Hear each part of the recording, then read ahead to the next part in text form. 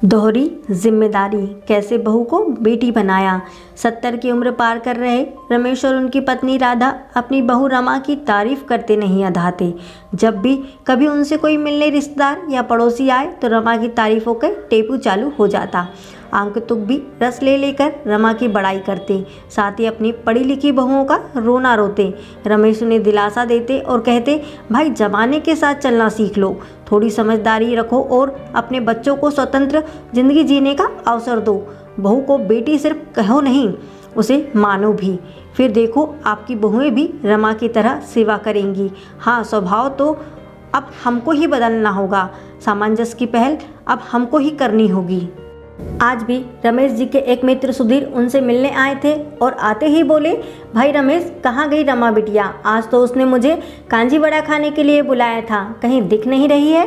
तभी राधा अंदर से कांजी वड़ा और मिठाई लेकर आती हुई बोली, अरे भाई साहब, रमा ने ऑफिस जाने से पहले ही बना लिए थे और कह गई अंकल जी को जी भर के खिलाना माँ जी, अंकल को बहुत पसंद है, सो लीजिए अपनी चहेती बिटिया के हाथ के कांजी वड़ा। रमा भी आती ही होगी ऑफिस से। अभी सब स्वादिष्ट व्यंजनों का आनंद ले ही रहे थे कि तभी रमा आ गई। अंकल को चरण स्पर्श किया और बोली, पिताजी पहले आंखों में ड्रॉपर डलवाइए। यह कहकर रमा ड्रॉपर उठाकर ले आई। रमेश और उनके मित्र की आंखों में सजलता साफ दिखाई दे रही थी रमा के कर्तव्य पालन से। तभी राधा बोली, बेटा पहले मुंह हाथ धो ले, आते ही सबकी फिक्र करने लगती है। हाथ धोकर रमा ने ड्रॉपर डाला और मुस्कुराते हुए अपने कमरे में चली गई। राधा बोली, देखा भाई साहब, कितना ध्यान रखती है सबका हमारी रमा बिटिया।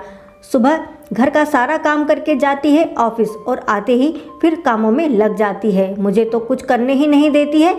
कहती है, माँ जी पिताजी आप सबकी जिम्मेदारी मेरी है, आपने भी तो मेरी खुशियों का ध्यान रखा, मुझे जॉब करने की अनुमति दी, सदा मुझ पर विश्वास किया। इस विश्वास और अपनी जिम्मेदारी को भला कैसे छोड़ सकती हूँ मैं? राधा बहन, सच में आपने और रमेश भाई ने अपनी समझ से बहू को बेटी बना लिया। कहते हुए रमेश के मित्र सुधीर ने उनसे विदा ली। जाते वक्त सुधीर के मन में भी एक संकल्प था कि अपनी बहू को जॉब करने की अनुमति देने का।